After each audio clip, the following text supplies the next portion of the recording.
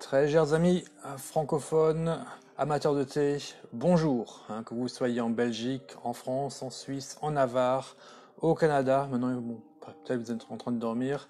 En tout cas, bonjour et bienvenue à une nouvelle classe de moi, Stéphane Erler, Tea Masters. Et comme c'est la période de fête, nous sommes en fleurs, nous sommes heureux d'être dans cette période pré-Noël, eh bien c'est aussi le moment pour moi de me transformer un petit peu en Père Noël et de vous offrir un thé à l'issue de cette petite classe. Donc écoutez bien, je poserai une question à la fin et celui qui donnera en premier la bonne réponse gagnera le thé que j'ai bu ce matin pour que ce soit pareil que pour mon cours anglais. C'était le thé euh, de la firme Mongrail du milieu des années 80, un thé puer de cru et qui n'était pas mélangé. Donc c'était un thé, excusez-moi, je vais essayer de trouver un thé Sheng qui est du matcha, c'est-à-dire un puer qui n'a pas été euh, où on n'a pas encore fait cette sélection des feuilles. D'habitude, avant de faire les galettes, les usines à thé, les factories, ce qu'elles font, c'est séparer, mettre ensemble les bourgeons, les feuilles de grade 1, 2, 3, 4, 5, 6, 7, 8, 9, 10. Et comme ça, pour elles, ensuite, c'est plus simple de réaliser l'assemblage des feuilles de même taille. Hein. Donc, on va dire peut-être trois quarts de bourgeons, à 10% de taille 5 et 5% de ceci. Hein. Ça, c'est un petit peu une recette. Hein. Et bien non, ce matcha, en fait, c'est un paquet donc, qui vient d'une seule origine, d'un seul endroit, mais qui n'a pas encore été voilà, sélectionné, bien sorted. Hein, voilà, vous avez l'idée. Alors j'essaie de retrouver mon, ma page. Voilà, ça, j'y arriverai pas. Bon, c'est pas grave. Euh, vous allez pouvoir gagner un échantillon de 8 grammes de ce thé à la fin de ce cours. Et je demande juste à la personne qui a gagné la semaine dernière, Benoît, de ne pas participer afin de laisser la chance à d'autres personnes de gagner ce thé-là. Voilà. Alors, revenons-en à notre cours d'aujourd'hui. Hein, j'ai fait un petit chashi dans l'esprit de Noël parce que c'est vraiment aussi l'occasion assez spéciale d'utiliser une théière, peut-être la théière la plus spéciale, la plus ancienne en tout cas de ma collection, une théière Zhe Yixing de la période de Qianlong, donc du XVIIIe siècle.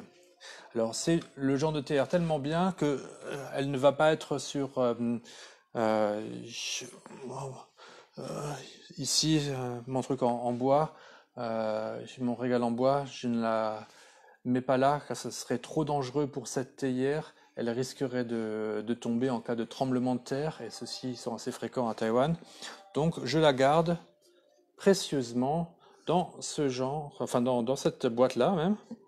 Donc là, ce qu'on va faire, je vais l'ouvrir.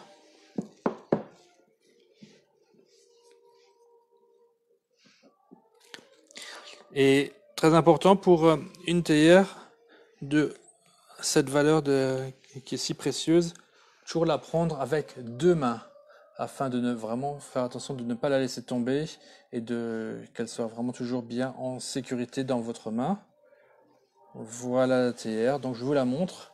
Vous pourrez la voir encore mieux sur mon blog hein, en tapant I Ching et Qianlong ou bien Lyon aussi, tiens avec Lyon, comme il y a un lion qui a été peint ici, c'est, ce sont des mots-clés que vous pouvez utiliser dans la fenêtre en haut à gauche sur mon blog Tea Masters pour trouver des jolies photos de cette théière. Alors avant de l'utiliser, observons-la un petit peu de plus près. Hein, aussi son couvercle. Alors au couvercle, on peut voir plus facilement que sa forme est hexagonale.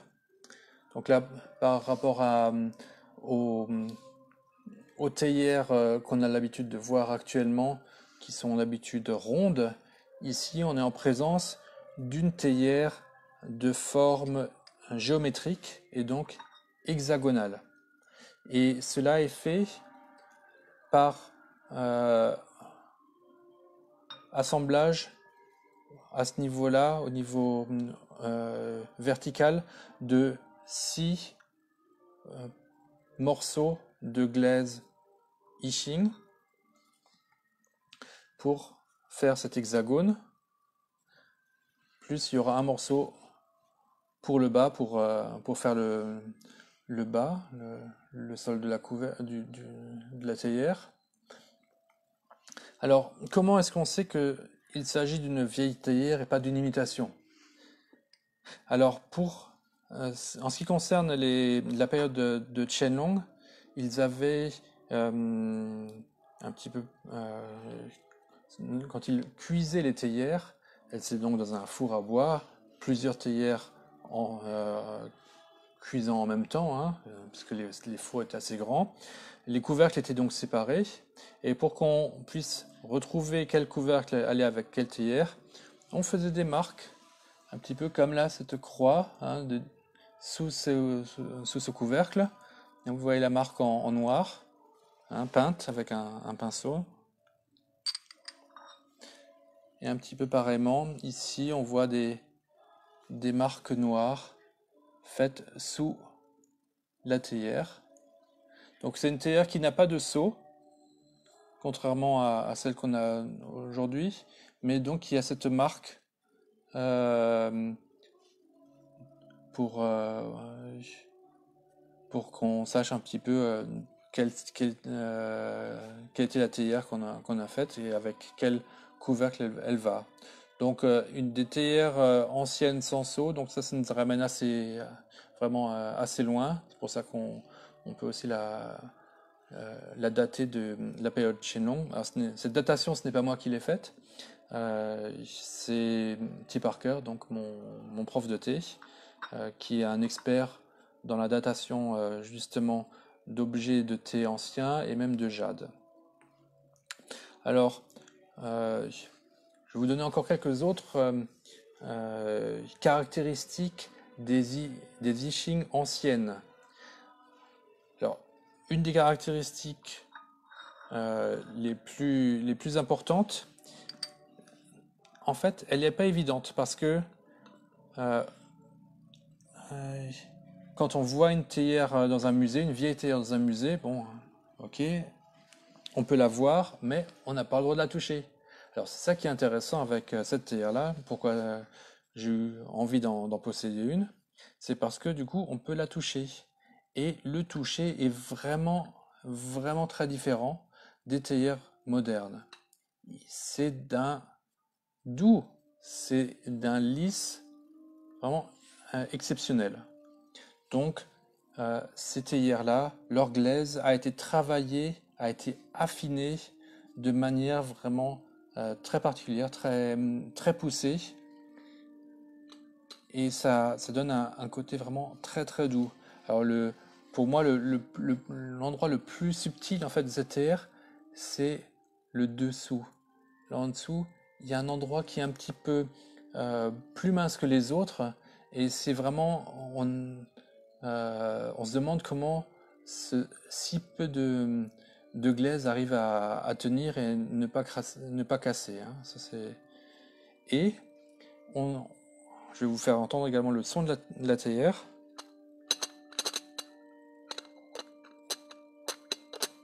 Hein, vous entendez un son vraiment très aigu, on dirait presque du métal.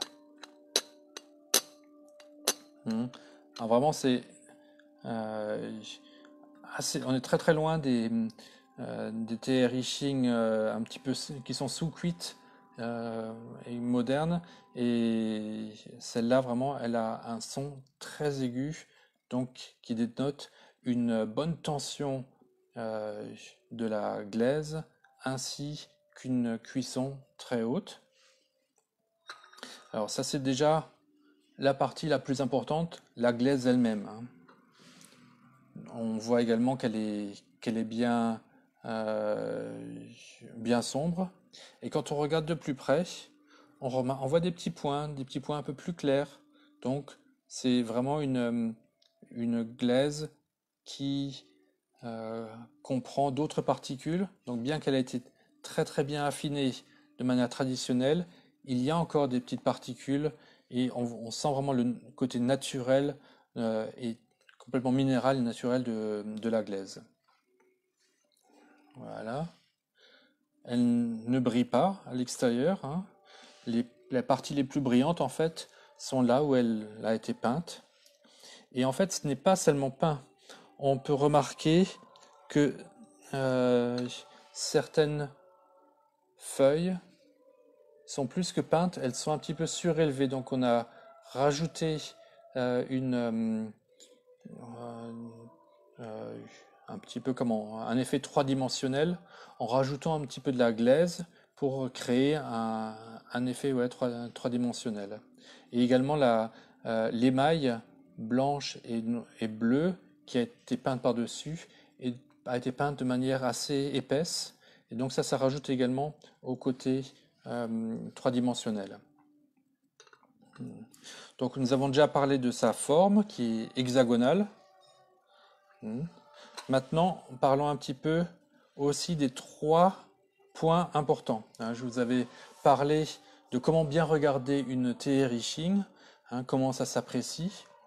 Donc, la forme elle-même est une chose, mais ensuite, pratiquement le plus important, ce sont les trois points que sont le couvercle avec ce bouton sur le couvercle, l'anse et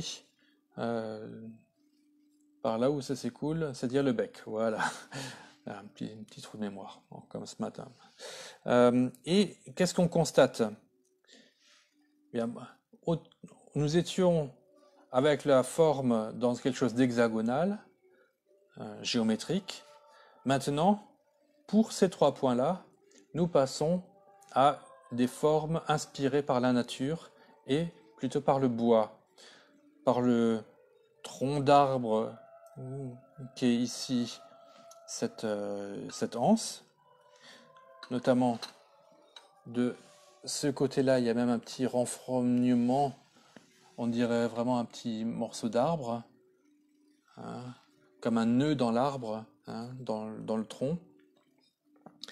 Ce bouton, en fait, c'est plus comme une branche, et il a un point un petit peu qui ressort, qui sera très pratique pour mettre le doigt dessus. Là, je m'avance déjà un petit peu sur le côté utile. Et puis le bec, en fait, ressemble beaucoup à un bambou. Un bambou qui ne serait pas droit, mais qui serait un petit peu incurvé. Donc, on a... parce que il y a trois formes de théière. Il y a les formes rondes, il y a les formes géométriques, il y a les formes inspirées par la nature. Souvent des troncs d'arbres, par exemple. Donc là, on est dans un mélange de formes géométriques et de formes inspirées par la nature pour le bec, le bouton et l'anse. Et donc cela forme une harmonie. Le fait que ces trois points soient tous les trois dans le monde du bois, ça forme une harmonie. Et c'est très agréable, non seulement à regarder, mais ça va être également très agréable à tenir. Parce que là, quand je le tiens comme ça, avec cette petite cette espèce de nœud d'arbre, c'est vraiment très très facile à tenir. Plus simple que si c'était une forme ronde. Voilà. Et ici, pour tenir, c'est aussi très très simple. Toucher le bouton, vu que c'est la pointe là. Voilà. Bon, je vous propose de passer à la dégustation. Je commence à avoir un petit peu soif. Donc ça c'est mon concept où je vous donne un cours et où en même temps, moi, je me régale avec un bon thé. Alors, quel est le thé que je vais préparer? En fait, j'ai décidé de faire un thé très similaire à celui de ce matin, mais un peu différent pour pouvoir comparer. Là, il s'agit de mon Iou en vrac de 1990. Également un goût chou. Hop. Voilà. Oh, encore une petite feuille. Voilà.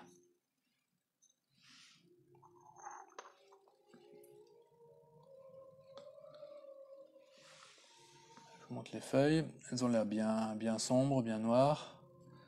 Ah, Valérie, merci de me resuivre. Alors, comment infuser dans une telle théière? Y a-t-il des précautions à prendre? Forcément oui. Alors, si vous avez pour la première fois une théière ancienne, je conseille même de la laisser reposer avec de l'eau toute une nuit pour pas que ce soit un trop grand choc qu'elle reçoive de l'eau quand elle a été au sec pendant très très longtemps. Et mieux vaut commencer avec de l'eau tiède que de l'eau immédiatement bouillante. Bon, là, c'est une théière que j'utilise quand même assez régulièrement, donc je sais qu'elle est un petit peu moins fragile, elle est de nouveau un petit peu habituée à infuser du thé, mais je vais commencer quand même par verser toujours de l'eau chaude, très chaude, sur l'extérieur, avec le couvercle dessus. Parce que l'extérieur voudra s'étendre et il y a de la place pour s'étendre, ça c'est pas un problème. Si on verse directement à l'intérieur et que la glaise veut s'étendre, c'est là qu'elle risque de craquer. C'est pour ça qu'il vaut mieux commencer par verser à l'extérieur avant de verser à l'intérieur.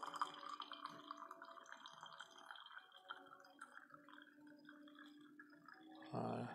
Alors je verse pas jusqu'en haut vu que c'est une théière assez grande et que mes 4 coupes là ne sont pas si grandes que cela. Donc environ 60%, ça me suffit.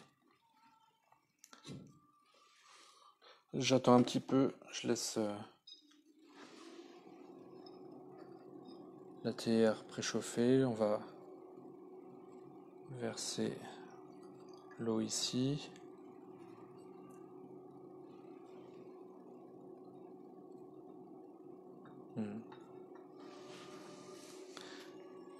Alors, je vais également ranger ça.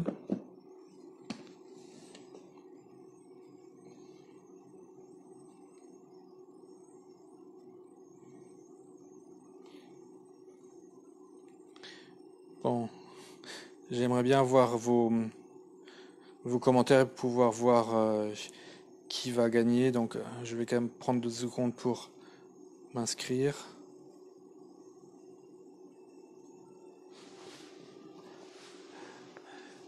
Ne m'en veuillez pas trop pour ça.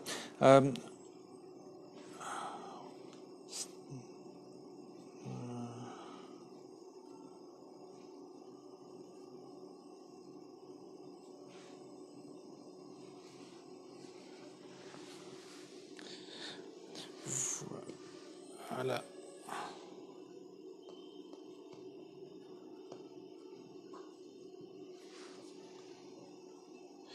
Comme ça, si vous avez des questions, vous pouvez toujours me les poser.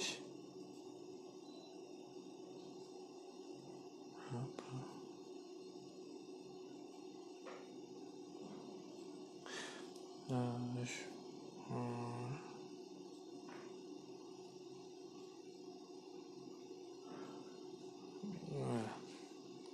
Donc, vidons l'eau dans les coupes.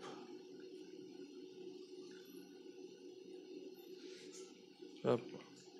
Ça se fait pas.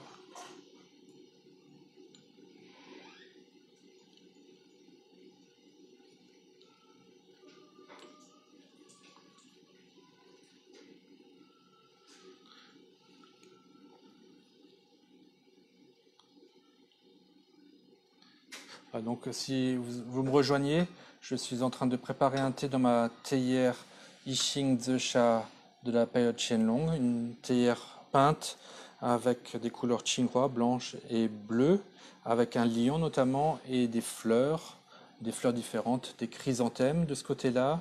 De l'autre côté, on trouve également des fleurs de cerisier et des petites fleurs par-ci par-là, des petits pétales, des nuages aussi. Et surtout un lion très, très joyeux qui est en train de gambader. À moins que ce soit un Qilin, cette créature mythique un petit peu entre le lion et le chien, hein, qui défend souvent les temples en Chine. Voilà. On va mettre notre thé dans la théière.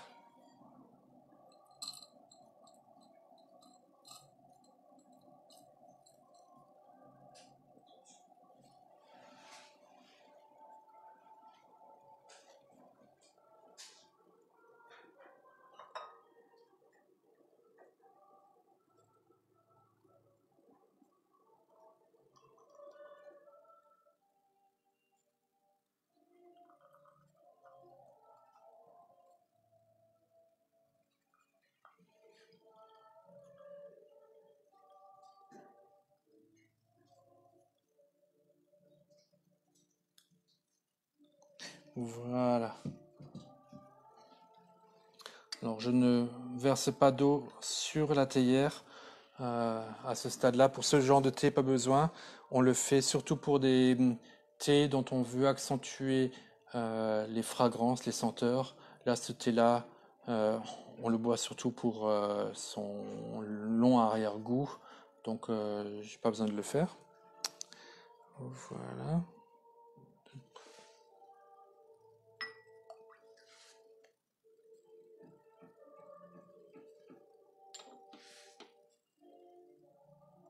Voilà, j'ai enfin vos commentaires. Là, Valérie qui me dit bonjour de France, ainsi que Luana Joseph et un bonjour de Suisse de Pierre-Alain Carroz. Heureux de vous avoir ici, les amis.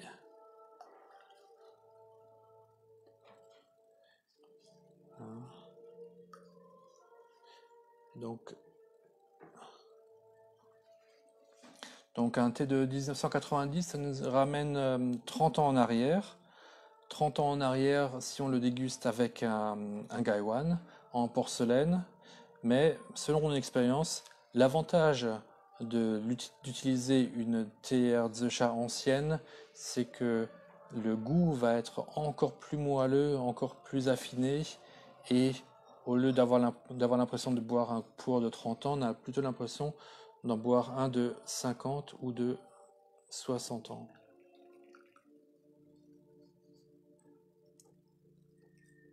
Oh, la couleur est déjà bien concentrée. Bien qu'on n'ait pas pris tant de feuilles que ça.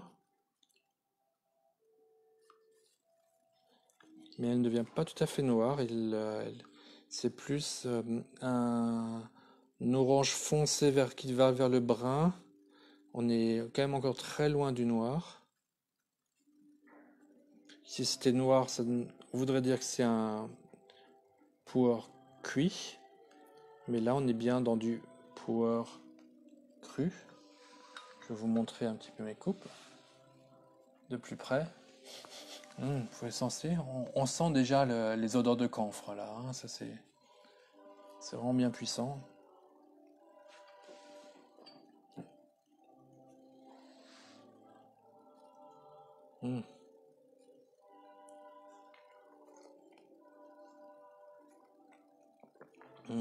Quand on ferait presque un peu de menthol. C'est plus puissant que ce matin.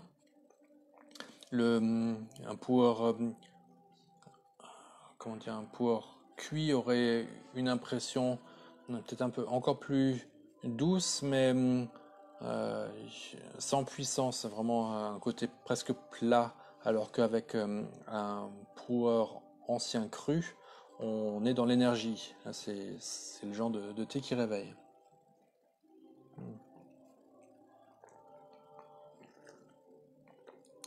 beaucoup de rondeur, mais surtout cette énergie, ce chachi qui est plus important qu'avec le power du milieu des années 80.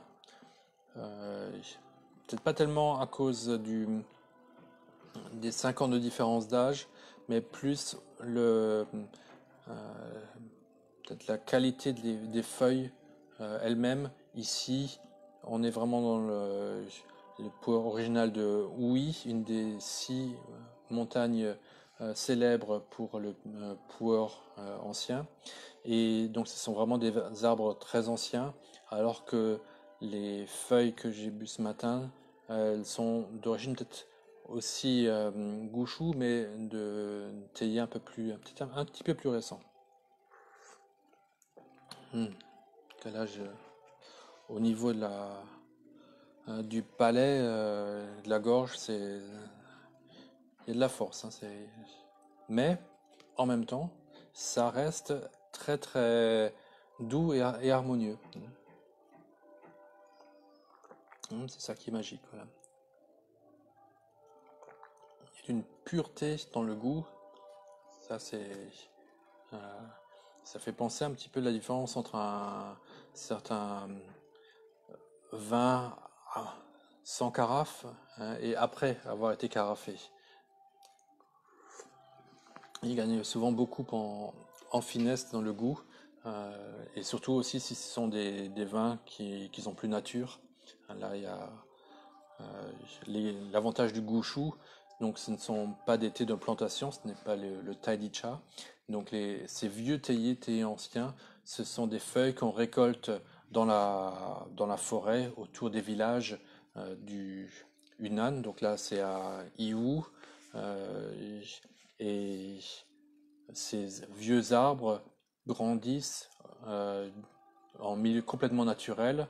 euh, et surtout là, on est encore dans les années en 1990, donc il y a 30 ans, bien avant que le Puer ne connaisse le développement qu'il a connu maintenant ces 15 dernières années.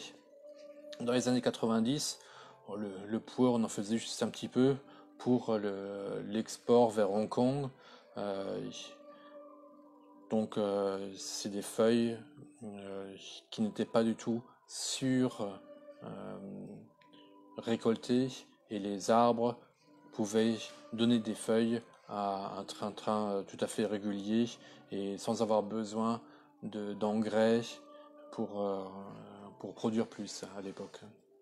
Donc vraiment un goût très très pur.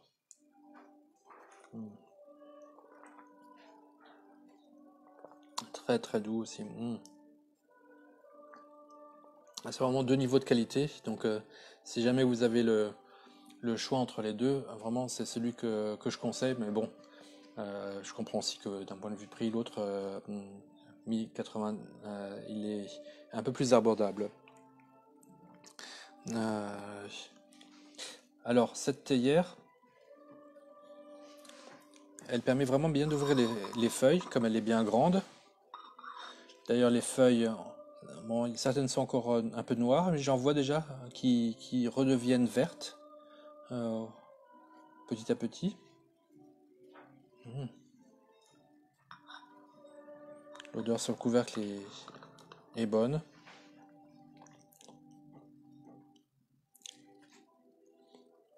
Mmh. Donc, si on ne connaissait pas l'âge de ce puer, moi, on pourrait très facilement m'induire en erreur et le prendre pour un Luynes des années 60. Hein.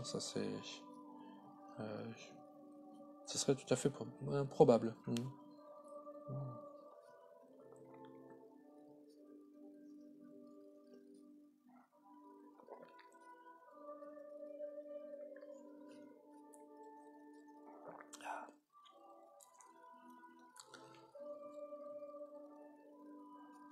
Alors, à ce stade-là, je ne sais pas si vous avez des questions.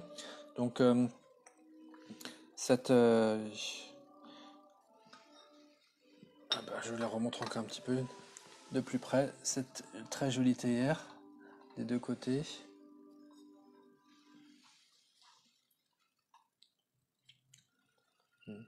Donc, bien qu'elle ait été construite il y a plus de 200 ans, on peut encore s'en servir. Euh,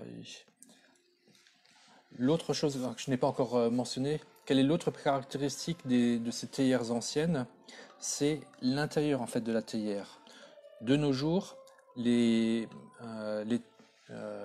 fabricants de théières vont tout faire pour que l'intérieur soit pratiquement aussi beau et fin et lisse que l'extérieur. Par exemple, quand on fait une théière en glaze dishing, on aplatit d'abord la glaise et on la, ensuite on la, euh, pour les théières qui sont rondes, hein, on va prendre les deux bouts et hop, et on va les mettre ensemble à ce niveau-là, hein. Donc une seule feuille qu'on retourne et comme ça on arrive à faire le corps de la théière. Et à ce niveau-là, à l'intérieur, on va faire en sorte que la, l'endroit où les deux parties de la glaise se sont rejointes ne soit pas très visible. Bon, à l'extérieur, forcément, on essaie d'effacer ça, mais même à l'intérieur de nos jours, on va essayer d'effacer l'endroit de la jonction. Ici, avec cette théière hexagonale, il y a donc 6 jonctions, hein, puisqu'elle a été faite avec 6 plaques collées les unes aux autres. Et on ne le voit pas sur l'extérieur, cette jonction, hein. C'est vraiment très très très très bien fait. Sur l'extérieur, on ne voit pas la jonction, même il y a l'angle, il est même un petit peu, euh, comment dire, il n'est pas trop brut, hein, c'est un angle assez doux. Par contre, à l'intérieur, quand on touche au niveau des jonctions, on peut pas se tromper. C'est vraiment, ça n'a pas été aplati. On sent très facilement la jonction entre deux parties de glaise. Pareil pour le haut et puis et pour le bas, hein. Les jonctions à l'intérieur, elles ne sont pas, en chinois on dit xiushi, hein, euh, on ne les affine pas, hein, parce que à l'époque il se disait ce qui importe c'est l'extérieur de la théière, ce n'est pas l'intérieur. Donc on ne va pas passer de temps inutilement à rendre beau l'intérieur que personne ne regarde, vu que quand la terre est pleine, tout le monde s'en fout de à quoi elle ressemble à l'intérieur. C'est juste de nos jours, quand on achète la terre, que tout le monde, une des premières choses qu'on fait, c'est d'ouvrir le couvercle et de regarder à l'intérieur, de toucher à l'intérieur pour ressentir le grain de la glaise à l'intérieur de la théière. Mais à l'époque, ça ne se faisait pas. Et donc ça c'est aussi une manière de savoir si une théière est ancienne ou non. Voilà. Alors je propose d'infuser une seconde fois. Voilà, donc restez avec moi dans quelques minutes. Dès que le cours a touché à sa fin, je vous donnerai l'occasion de gagner 8 grammes de puer cru du milieu des années 80 de la firme Mongrail. C'est donc le même échantillon que j'avais mis en jeu ce matin pour le cours en anglais. La question que je vais poser va être différente de ce matin, donc ne vous ne préparez pas la réponse à l'avance. Ça sera oui, il faudra faire delete parce que ça ne sera pas la bonne. Je vais penser à une autre question. J'en profite pendant que l'eau chauffe également pour vous rappeler de liker mes vidéos sur YouTube, mes photos sur Instagram, sur Stéphane Erler. YouTube c'est T-Masters et mon blog c'est tmasters.blogspot.com.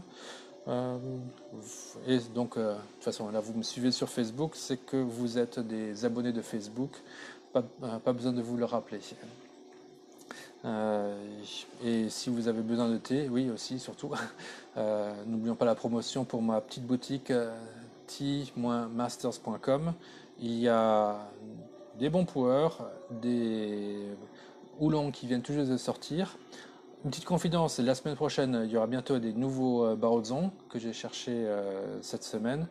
Là, il faut maintenant que je les prenne en photo, que je les décrive. Et puis, il y a bien sûr de très bonnes théières d'Iching. Voilà, on referme la parenthèse et on se concentre de nouveau pour bien infuser avec un jet très très doux, puisqu'on a vu que ces feuilles, elles n'ont pas vraiment besoin d'être réveillées, elles sont déjà très très puissantes comme ça. Donc on va y aller tout doucement, très très en douceur et en contrôle. Et on arrête de parler.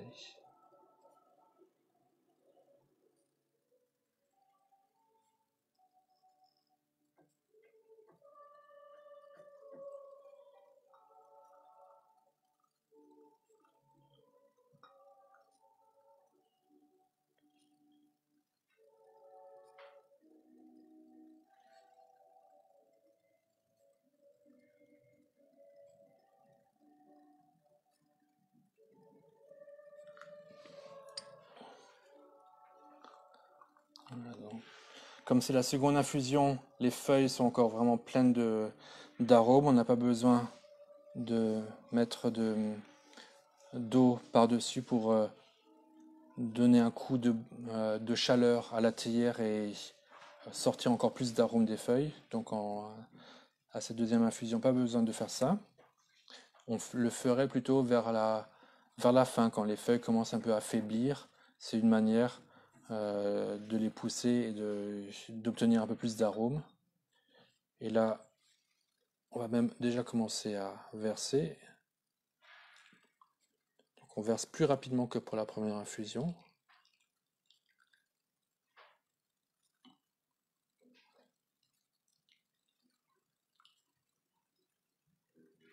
Donc là, on voit un petit peu que l'écoulement n'est pas aussi fluide, aussi parfait que cela. Alors c'est euh, peut-être un petit peu dû à ce bec qui est en forme de bambou. Donc c'est joli, mais peut-être c'était pas ce qu'il y avait de plus pratique, alors que au niveau de l'anse et du bouton, c'est vraiment très pratique pour tenir la théière. Vous voyez que je n'ai aucune difficulté, hein, malgré le côté très précieux et vraiment inestimable de cette théière. Je peux la prendre comme ça d'une seule main pour l'utiliser, mais pour l'écoulement par ce bec, c'est pas tout à fait ça. Mais bon, ça sort quand même bien, il y a pas de reste. Il n'y a pas non plus de filtre interne, c'est juste un petit trou. Mais il faut bien qu'il y ait quelques petites imperfections. C'est comme ça que on trouve des gens prêts à vous vendre ce genre de théière. Si elle était vraiment parfaite, personne ne, ne serait d'accord pour la vendre. Et c'est comme ça que j'ai eu aussi la chance de pouvoir me porter acquéreur de cette théière. Mm. Mm. Et j'y trouve aussi une satisfaction et une connexion personnelle parce que donc il y a ce lion qui est sur la théière et moi-même je suis de signe lion, bon, quoique le signe astrologique ça euh, j'en ai pas grand-chose à faire, j'y crois pas vraiment. Mais de savoir qu'on est un peu sous ce signe-là. Et surtout, en fait, mon grand-père maternel, il écrivait sous le nom de Léo. Et donc, cela m'a fait penser à lui, d'avoir une théière avec un lion, quand lui, ses créations littéraires étaient signées du nom de Léo, Léo van der Gevergas. Voilà. Mm, délicieux. Et, et d'ailleurs, c'est aussi pour ça que j'ai donné ce nom aussi, ce prénom à mon fils. Donc ça nous fait une lignée familiale de, de lion, de Léo. Euh, et donc c'est une théière que je ne pense pas vendre, de mon vivant en tout cas. Elle ira donc à mon fils, mais donc pas besoin de me poser la question comment acheter cette théière-là.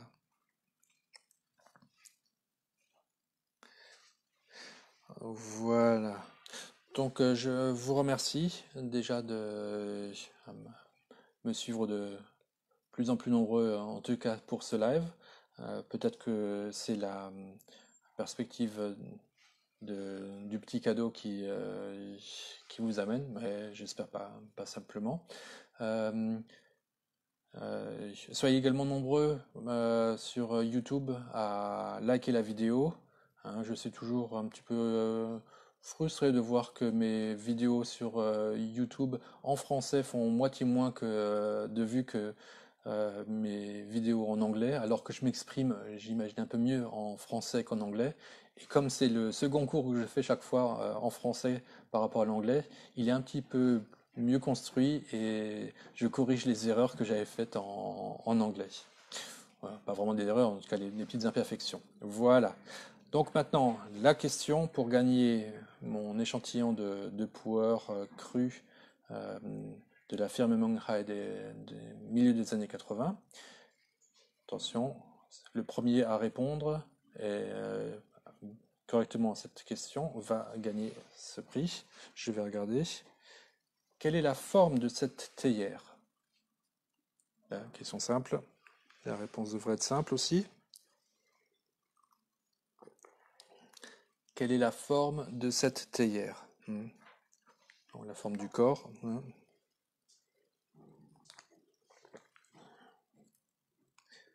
Attends. Je vais voir qui aura en premier la bonne réponse.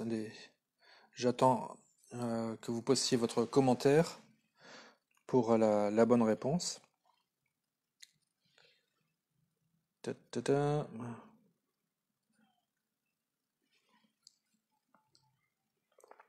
Voilà. Pas encore. Bon. Peut-être que vous êtes trop poli, que vous voulez donner l'occasion à d'autres personnes de gagner. Donc c'est pas grave. J'attendrai que la bonne réponse s'affiche. Et donc la première personne que je verrai avoir la bonne réponse sur les commentaires sous cette vidéo sera la personne qui va gagner le, le sachet de puer cru, donc 8 grammes de puer cru. Ah, mais alors je ne sais pas si j'avais déjà. Je vais dire ça. Là, on va donner l'occasion à d'autres personnes de gagner et pas toujours la même personne. Donc, je ne sais pas si tu avais entendu ça, cette, si j'avais déjà fait cette remarque, mais donc, comment faire? Hmm. Ah, papapam. Là, là, je réfléchis un petit peu. Ah, Benoît, tu me mets dans une situation un petit peu difficile. Je vais pas te faire gagner chaque semaine. Peut-être que je l'avais pas dit tout à l'heure.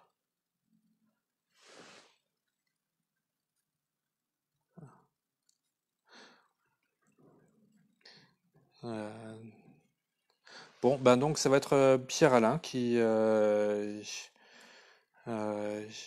qui a donné cette réponse en second. Il manque le H, mais j'ai bien compris.